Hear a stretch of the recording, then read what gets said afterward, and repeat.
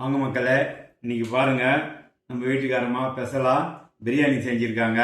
அது கூட சிக்கன் 65, முட்டை அவிச்சு வச்சுருக்காங்க, மீன் வறுத்து வச்சுருக்காங்க.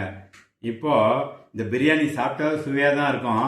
ஆனால் இதை எப்படி சாப்பிட்ணுன்னு சொல்கிறேன், இன்னும் நல்லா சுவையாக இருக்கும். பார்த்துங்க, கொஞ்சம் பிரியாணி எடுத்துங்க, கொஞ்சம் கறி எடுத்துங்க, மீன் கொஞ்சம் எடுத்துங்க, முட்டை கொஞ்சம் எடுத்துங்க. இது எல்லாத்தையும் ஒன்றா சேர்த்து சாப்பிடுங்க.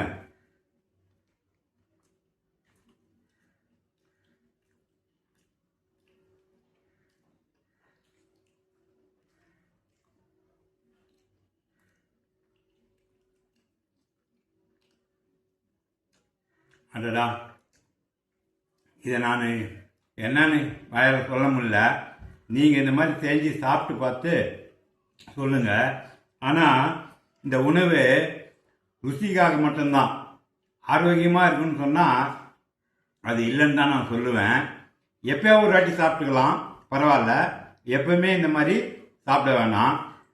நம்ம வாய்க்கு ருசியாக இருக்கிற உணவு நம்ம உடம்புக்கு நல்லது இல்லை.